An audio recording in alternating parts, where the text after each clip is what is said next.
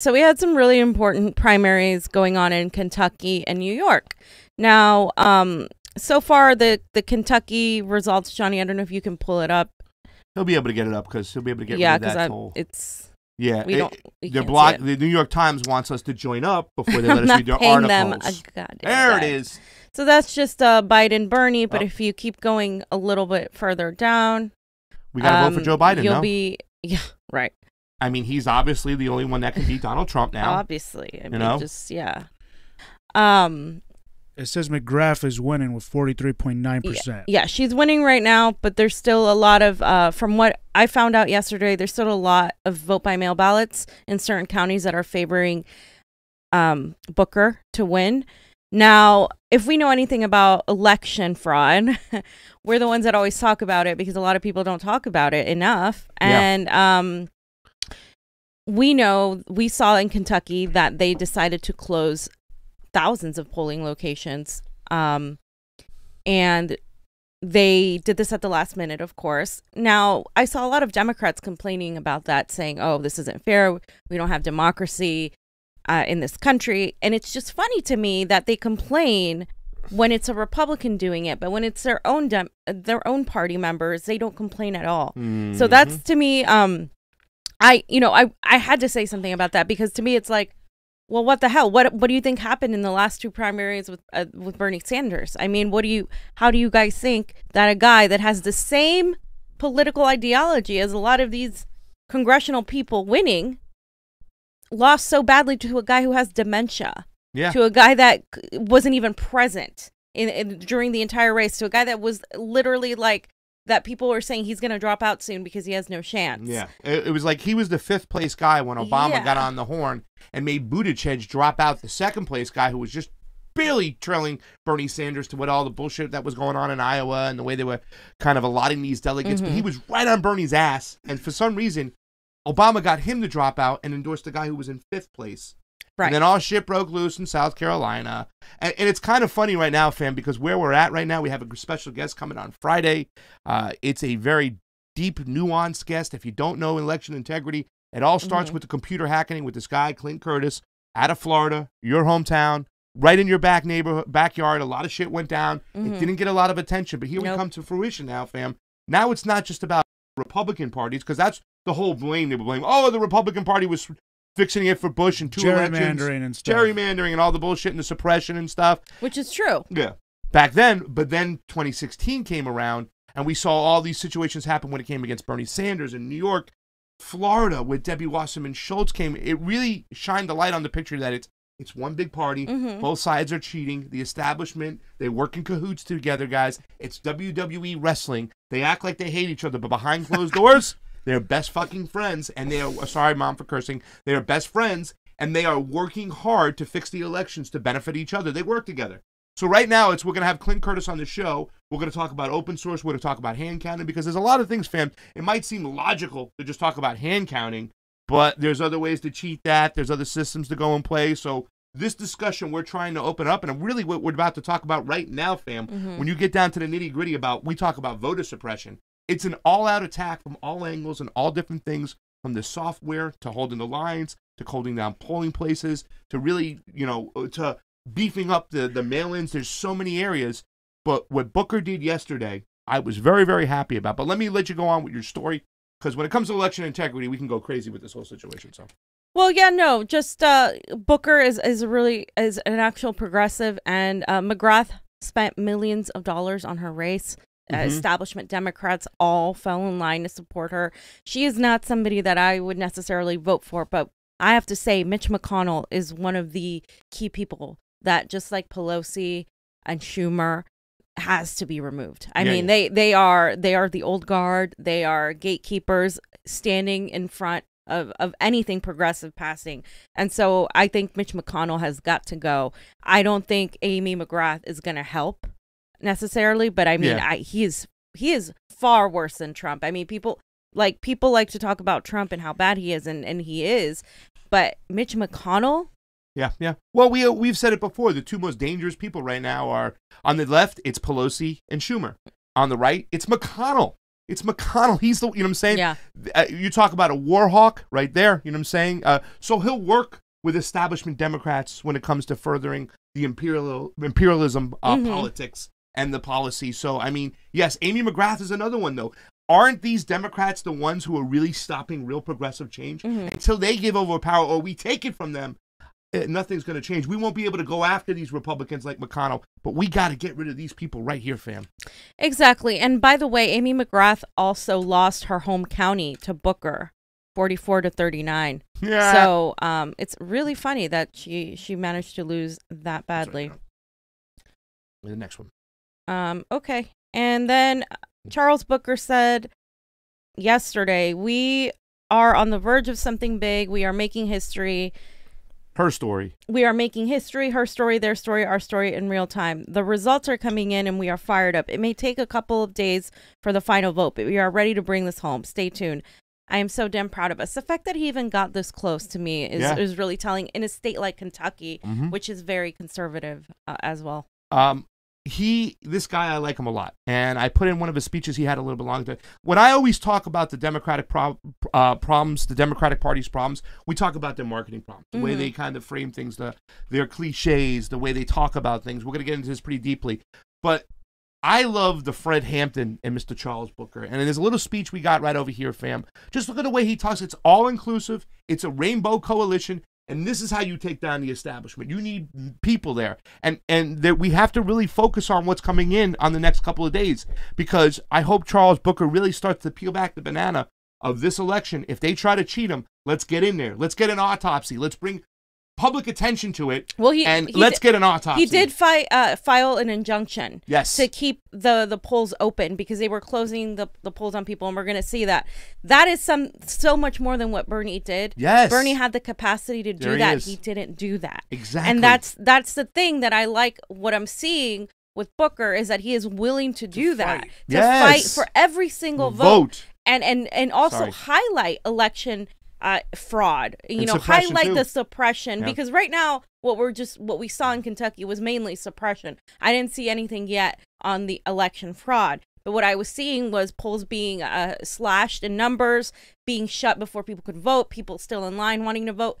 That is voter suppression. That should off the bat already not even be it should be a non-issue. You know? And that's it's like an octopus attacking you. It's not just going to be in the form of fixing the machines in the back, because they have proprietary software. And who picks these vendors? Like, who's close with these vendors? The Secretary of State. The establishment is close with the vendors. That's where the motive to cheat is coming from, and the actual people who are cheating, not Russia. But also, it's the mail-in situation, which if it comes down to the mail-in, I hope we peel back the banana on that one. But the suppression is big, too, as well, because, there's been this argument. I've been really holding on to this article because I don't know if it's 1,000% accurate, but I've always believed that the late voting is way more progressive. No, yeah. It's more of an event. Jamal Thomas talked about it. And they're trying to suppress that late vote by closing these polling places because they don't want young people going out and voting for somebody who's more progressive, who's going to help them, like a Charles Booker. And also, let's play this little video, fam. Watch this. A little Fred Hampton here. I like this guy. We have so much in common. We are fighting so many of the same battles that if we stand together, all of us, all Kentuckians, no matter where you're from, no matter what you look like, no matter what pronoun you use, no matter whether you're walking or in a wheelchair, how much money you have in your pocket, whether your skin looks like mine or not, you matter. From the hood to the holler, we matter. This is about Kentucky. This is about us taking our future back. We can have good jobs. We can raise wages. We can support education. We can support public education. And if there's a teacher here, I want to thank you. I want to thank you for your service. And I know as the rain comes down, Mitch wants to stop the show. Ain't nothing he can do to stop it. We have so much in See what I'm saying? Yep. That's the message you want to have. That's the message you want to have. It's wherever you're from, whether you look like me or not, we got a lot in common. Let's go get him.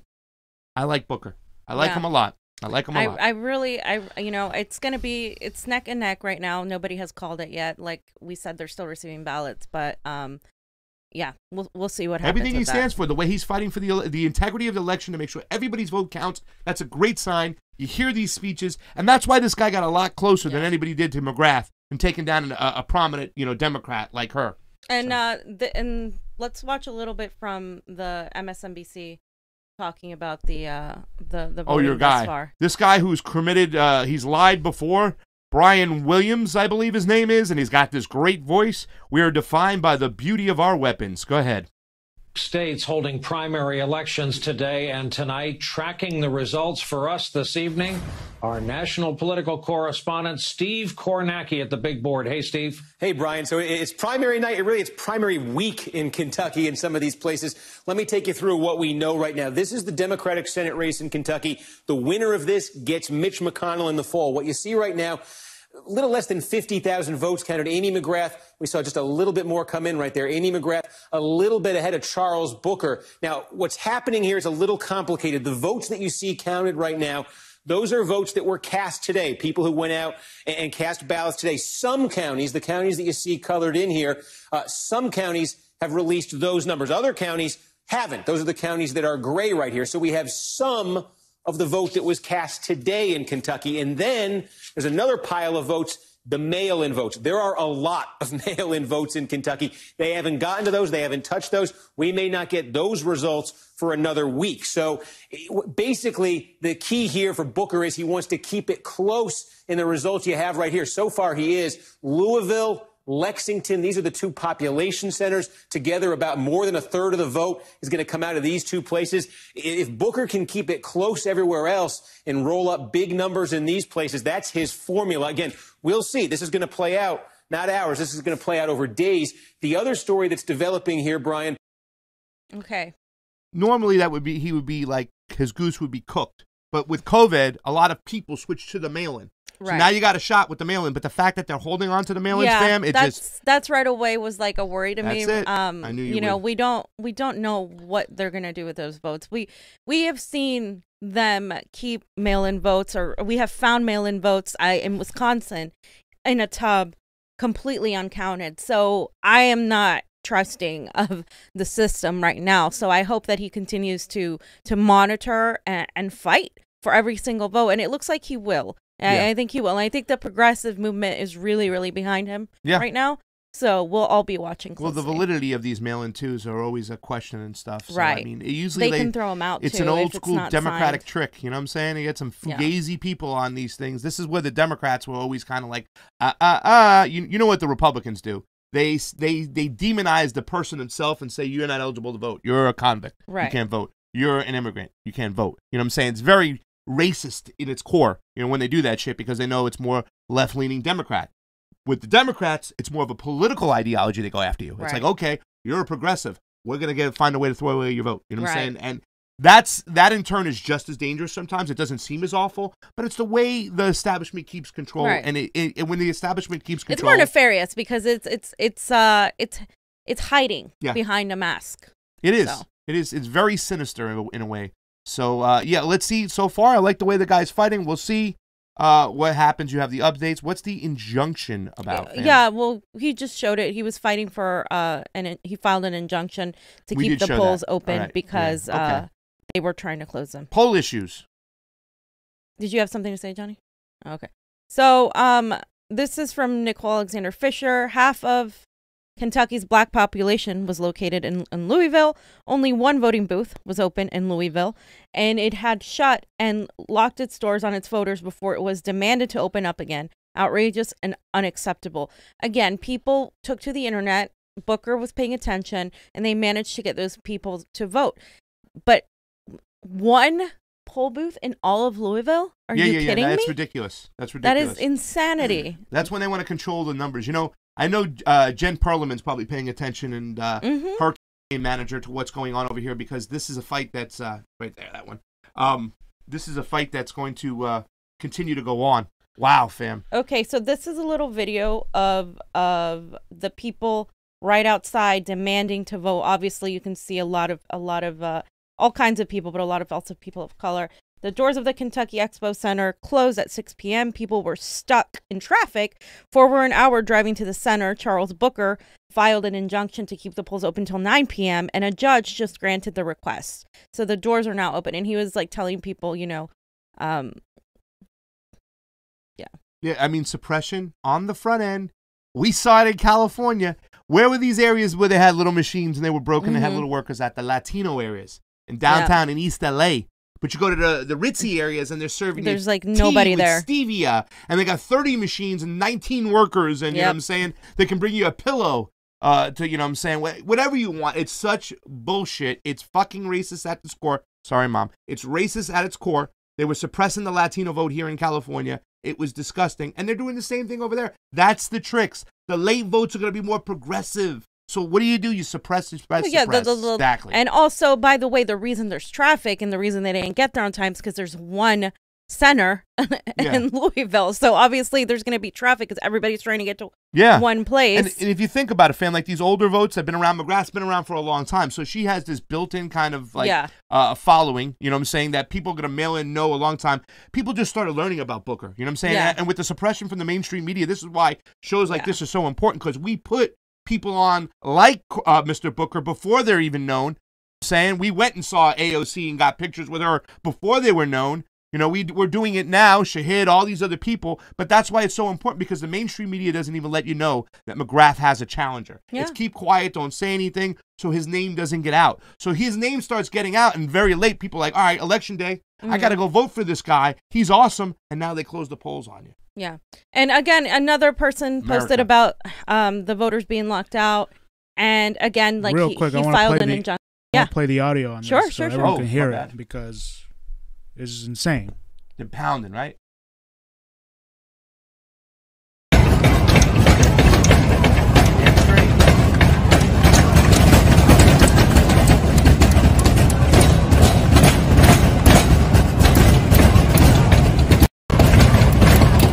is important, by the way. I think it's honestly, one of the most important things that happened yesterday is him filing this injunction.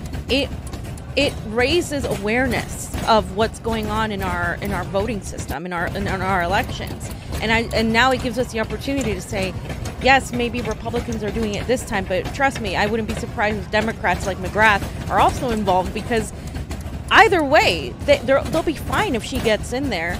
Yeah. She probably won't beat Mitch McConnell if she gets in there. Yeah. She won't. I mean, the motivation is to have actual change, and somebody like Charles Booker is going to provide that change. Amy McGrath, the Democrats have really no chance, and I don't think they see that. But it's important to raise awareness about what's going on in our elections, and a popular candidate like that is going to put spotlight on this issue. Yeah. I think that's gonna, it's going to affect more of that from here on out. Yeah. See, this is the thing. Like, I talked to my friend who's a Trump supporter. He's living in Maine now today, and we talked about this. He goes, see, that's the thing. He's like, Democrats cheat their own base. They cheat their own people. They didn't cheat Donald Trump. They let us elect him. They'd used every single trick, but we were able to vote him in. But your Democrats, they're going to cheat. And they cheated Bernie, and even though I don't like them, they're going to cheat for McGrath, and they're not going to let him win. And how do you argue that right now when this is a Democratic primary, right? Yeah. And here it is, they're locking people out. How do you stand as a Democrat and say that, you know what I'm saying, that you're just as you're straight and narrow, you're honest when you're being just as dishonest? You're a hypocrite. I mean, this is terrible. And somebody else also mentioned it about the injunction, and let me see what else right here. I think. Okay, so they were just. What happened in Kentucky? It was just a little recap. I can't access it, but we can't get into it, Johnny. It's the Kentucky primary election one. Yeah, that one. They were just going over everything that happened. We basically all talked about it. The way the votes were suppressed, the way that the polls were cut down, pretty much everything we've mentioned before. So we saw the suppression on the front end here in you got that one, right? Yeah, we're good. We saw the suppression here in California. It's an establishment Democratic trick. Mm-hmm. They use it all over the place. Let's keep the late voting out. Let's cause confusion. Yep. Therefore we can just blame it on faulty machinery, whatever it can be. It's all done by design. It's I think Raji Robb said it on the show. Yeah, you had him on, John. It was designed. It did what it was designed to do. The Los Angeles election did what it was designed to do. And you know what it says here in this article? It says that due to a bipartisan agreement between Republican Secretary of State Michael Adams and Democratic Governor Andy Beshear All registered voters have had the option to request and vote by absentee ballot. According to Bayshore on Monday, more than 883,000 ballots were requested and only 452,000 were sent in by Monday afternoon. Yeah. So, The same thing they did here. They missed 17,000 ballots. Remember, they didn't send, people didn't get the right ballot. They requested their ballot and they never got it. It's these same tricks. That goes from voter suppression. It's also voter suppression to actual election fraud because it is intent. Yeah. The intent is there to keep people from voting. And trust me that it's not just the Republicans in Kentucky who want to keep Booker out. It's the Democratic establishment as well. Fam, people will get mad at you if you don't say election rigging, because the election fraud is what the Republicans would always say in the day. That's voter fraud. Voter fraud. There's two, so it's sorry. not the same thing. Yeah, So, voter fraud is when the voter does it. Election fraud is when the election rigging, election fraud, same thing. Yeah, I believe same difference. I don't know, splitting hairs. And so the New York primary was the other race, the different primaries going on. The other race to AOC, watch. Sweat it. New York primary election results. Okay, so Johnny, let's go over some of the results that you're seeing there right now. AOC. So it looks like AOC's got 27,000 votes, 72% of the votes there. So I'm pretty sure she's completely won that one. Yeah, she did. Small district, by the way. It's a small district. The voter turnout was actually not that great. Obviously, there's COVID, so that also will take somewhat of a hit. But it was a very, very low voter turnout. Now, AOC, we have a roller coaster relationship with AOC, right? We've criticized her stances on foreign policy, which aren't that great. Terrible. We've also her endorsements, her need to go on Twitter and attack Republicans and grandstanding instead of actually standing by actual policy, Mama like the Bear. CARES Act, Mama Bear Pelosi, all of these things, right? But right now, AOC isn't the enemy. I wouldn't consider her an enemy. I wouldn't put all my efforts to get her replaced. Her opponent that was trying to replace her was an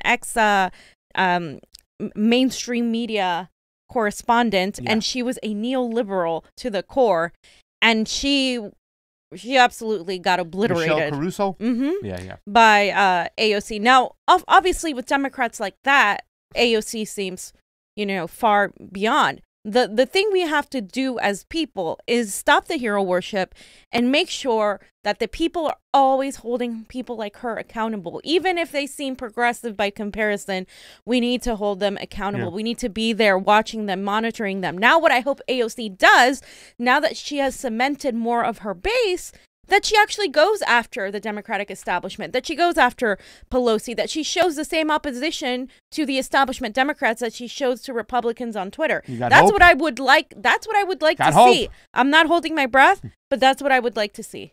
I don't want to lose heart. I don't know. I'm just like, the Nadler thing was one thing, but maybe she is being a wolf in sheep's clothing for the right reasons against the establishment. Maybe, listen, there's still time for these people to turn and to the squad included, but I want them to start talking to the media that we know. She hasn't gone back on Jimmy Dore or any of the real progressive media. She's kind of hid in the bushes and kind of pushed us away. So I would like to see her go back into that. I'd like to see her get better on foreign policy. You know who I'd like to see her sit down with first? Max Blumenthal. That's the first one. The guy who confronted you in Congress and you say we'll defer to the caucus leadership. Well, as we get into the reasons why, what she said, and we were so disappointed. I mean, I think Rodolfo Barragan even said the most disappointing thing was the fact that she supported Pelosi and rather standing alone. I'd like to see some of that come to fruition. Go talk to Blumenthal.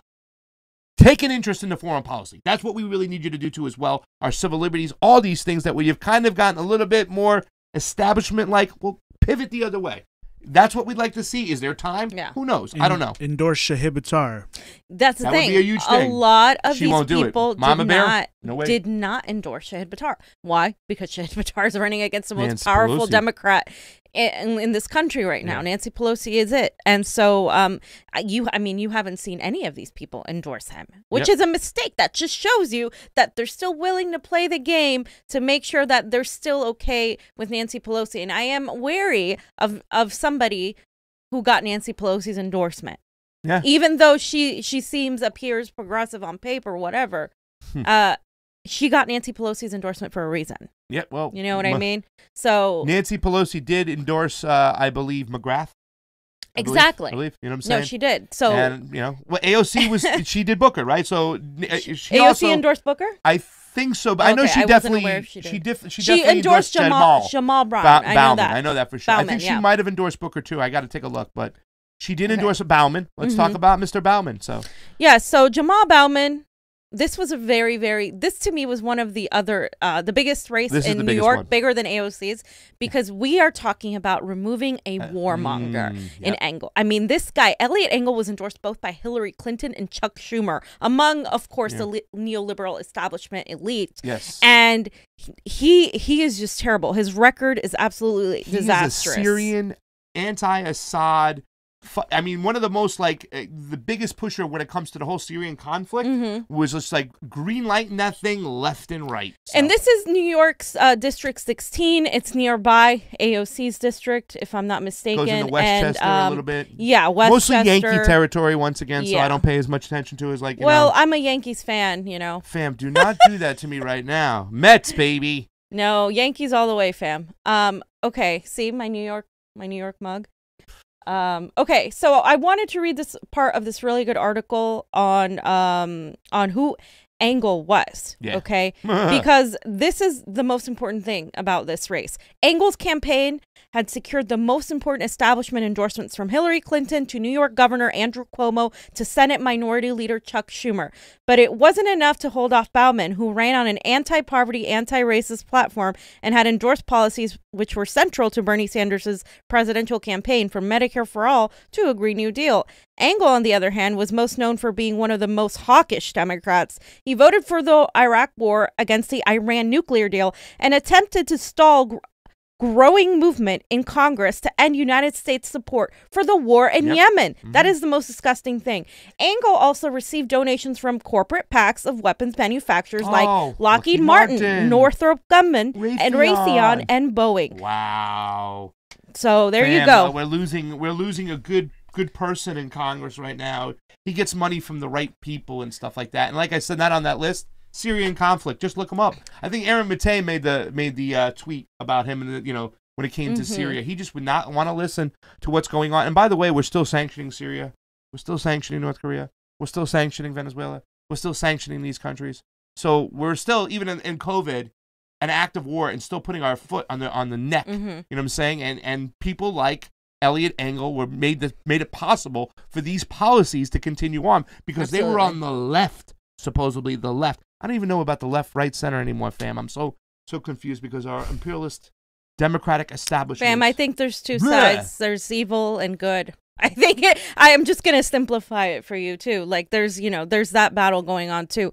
But yeah, I mean, this is a huge defeat. It is. Even if Bauman isn't perfect on every single thing, this is awesome. I mean, to get this man Engel out of power, and I want to see Hillary Clinton's tears, and I want her to continue endorsing more candidates, so that way we know that they're trash. Because I think a lot of people saw that, Hillary Clinton endorsed. Okay, no, we got to pick this guy because any person that's endorsed by Hillary Clinton must be trash. And so that's it. I just think it's awesome. And you think about how powerful Hillary Clinton is in New York.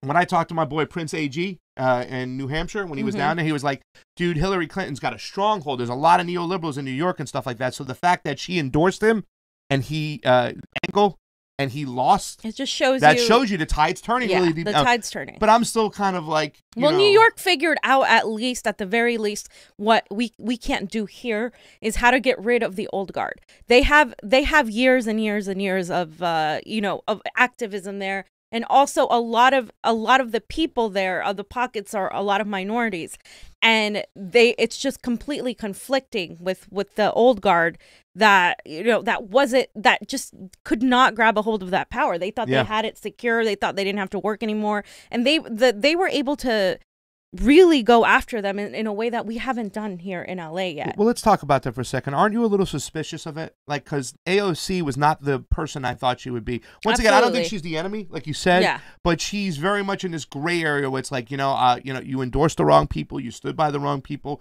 We put you there to fight these people. You're joining them.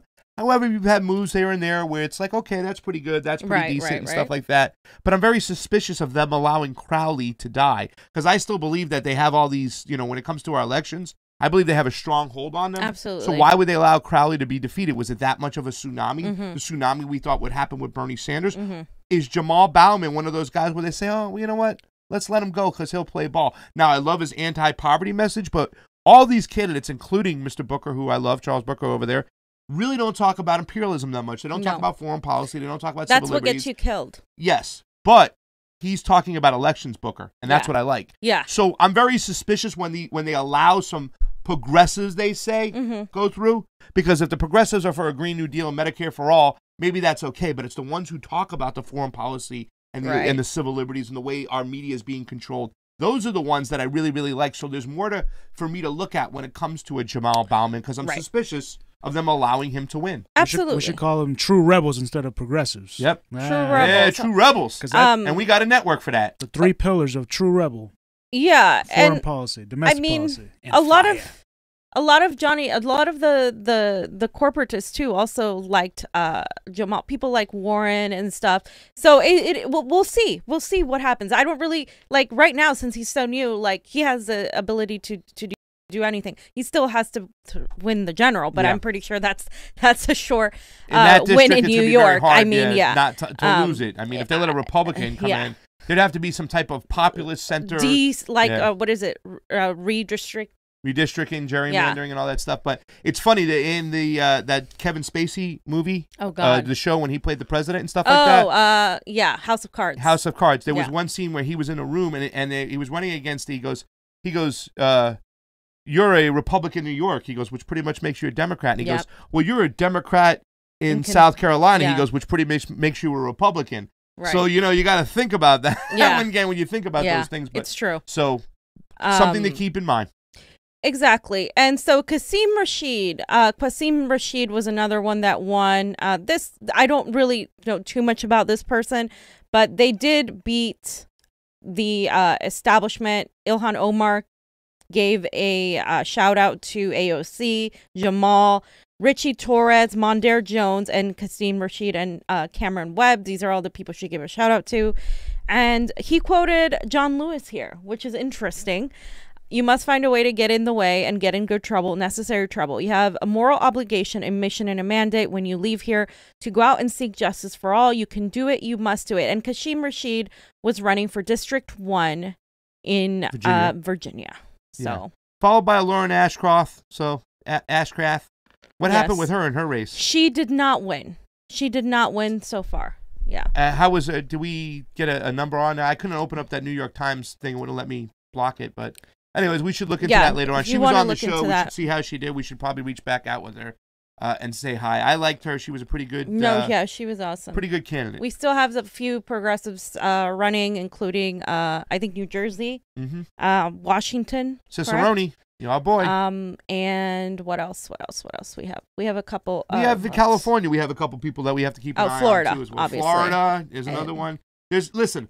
Now that the COVID is, I don't want to say it's winding down and stuff like that, but we get a little bit more freedom. We see a lot of candidates reaching out to us and people reaching out to us to talk to candidates.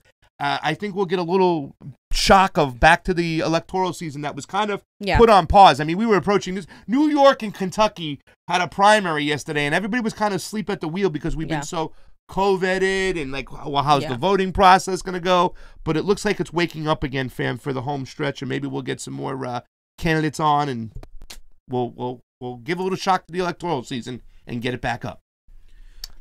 I just pulled up Lauren Ashcraft. It looks like 13%.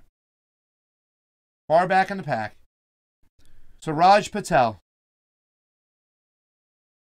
This is the other 2018 rematch pitting Representative Carolyn Maloney, 74, against challenger Suraj Patel, who won more than 40% of the vote last time. Look at this.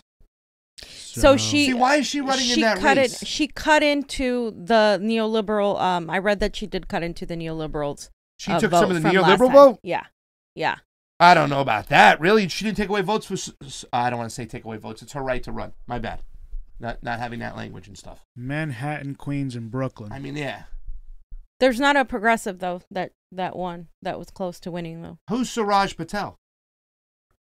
We got to look into Suraj, see who that is. I don't think that's a progressive from what I read, but. Suraj Patel, 2020. No, he's with Obama. Get it off. Get it off. Get it off. Turn it. Fuck it. Turn it off. Get it off. Hurry up. Come on. Fam, you were so right. Why don't I just listen to you? I don't know. The world would be a better place, fam. Oh, have I missed any? I know, but I wanted to make sure if I say any super chats real quick. Suraj is a progressive Obama Democrat running to get corporate PAC money and out of politics and to restore the promise of New York. The promise. When they start using jargon like restore the promise of New York, that's when you know there's a big buzz. God, that made me nauseous. What does that mean? Quick. Restore the promise of New York. Oh like, give people rent relief. Give people health care. So we don't care about your dumbass promise. It's just a neoliberal battle. Yeah, it's a neoliberal battle. Yeah. So, another thing. I just want to say thank you, Lauren Ashcraft, for running. It takes courage to run. There's a lot of neoliberals that were running. Neoliberal land. Yeah, it's difficult. I hope she doesn't stop running. I mean, I think it's important that she continues to do it because I read that she definitely did take votes away from the incumbent. So I think that's important. I think it's important. She almost let the other neoliberal in. She was great. I mean, our interview, I remember she was keen on foreign policy. She was aware. She was aware. She was aware. She was definitely aware. She was okay. You know, her message was pretty good. I mean, we didn't really touch into a lot of civil liberties. She was, I mean, that area is going to take such a kind of weird, fugazi, populist, center-right candidate. You know what I'm saying? It's Manhattan. You know what I'm saying? It's got a big chunk of that area over there. There's so much money involved. Yeah. It's going to take a very peculiar person. I don't think it's going to take a center-right candidate. I don't think it's going to take a center-right candidate. I mean, I just think it's going to be more difficult to win. Yeah. It's Wall Street, I think I think we're just going to have to see more of New York get taken over. I think it's we're going in the right direction. Mondaire Jones is another one. He's a Warren Democrat, but he beat a neoliberal, which is good. Right there. I'm so sorry. And let me see here. So Pramila Jayapal thanked him and said, "Congratulations to my friend Mondaire Jones, who was also endorsed by Warren, on this big win last night. This is a victory for New York, a victory for America, a victory for our progressive movement. Looking forward to fighting alongside you in Congress." And Mondaire Jones is another black man. And New York's 17th district. So again, these districts that are close to each other, you're seeing a little bit of the tide shift because you're seeing people actually be motivated to vote for somebody else. Exactly. He was a former Obama DOJ, which is why I said in my latest tweet, I don't consider everybody who won necessarily progressive, but I do see that more and more people are starting to pay attention. And my whole point is, just because New York had a decent wins and because what we're seeing in Kentucky doesn't mean you guys leave it there and think that everything's going to change because these people got in and they're better than Pelosi and Schumer. What it means is you need to continue fighting in the streets because this is slow. We don't have power in the electorate right now. We have more power in the streets. So don't forget for a second to continue fighting in the streets because that's where our power is. Take it local, baby. And better than the neoliberal? Yes. Is he totally progressive? No, not based on what I've read. That's the argument. Are we taking one step forward and two steps back? Because it's like when we're replacing, when people get comfortable, oh, we got that personality. Yeah, but you got a semi-neoliberal Democrat in there. And Pramila has just always been endorsing the worst people at all times, from endorsing Biden to Adam Smith against Sarah Smith. I mean, she did endorse Bernie first, but still, once again, you can't excuse these other endorsements. That Sarah Smith one to me was the biggest kick in the what. She went and endorsed Adam Smith, who was a warmonger who had money from the defense it's the foreign policy. Right. When you have a progressive on the ground in Sarah Smith and you don't stand behind her, they also take into account the likelihood, the probability of the win. They don't want people I'm just telling you how they think. They don't want to accumulate endorsements for a lot of losses. So they're very careful on who they endorse. And also military industrial complex, fam. That's something that very, very few people are in opposition to right now in Longer. Congress, which is why this isn't a revolution. I saw a lot of people say, "Oh, this is not a revolution." You can't have a revolution within the Democratic Party. That doesn't happen. Yeah. What you're having is a little bit of reform. You're seeing a little bit of the slow process of shifting from the old guard. But the revolution is in the streets. That's going to happen with the people. That's not going to come from any politician in Congress or the president at all. It's going to come from people taking to the streets. What we're seeing now, that's the real revolution. So again, don't for a second back off. Monitor these people as they continue and as they enter, and don't make the same mistakes you did with Obama, with Elizabeth Warren. Don't continue to give these people a pass. Our job is to hold them accountable. Our job isn't to be their cheerleaders or their sycophants. So let's remember that. I hear you. And speaking of foreign policy, I think it's time we get to it, fam. You have anything else to do about the election? That's the election wrap-up. That's a great one. We'll have that whole video chopped up and clipped up. I will give a shout-out. I forgot to put it into a friend of mine who I had lunch with a long time ago when we went to CAOC. His name is Jabari Brisport. He won state senate for his primary in New York. Vegan, very, very progressive. Congratulations to him. Teacher, really, really great that he won the primary. So we'll see what happens. And special shout out to Pastor Jardula for being voted the best looking person on the CONVO couch. Thank you very much for all those who voted. Just kidding. Having a good time.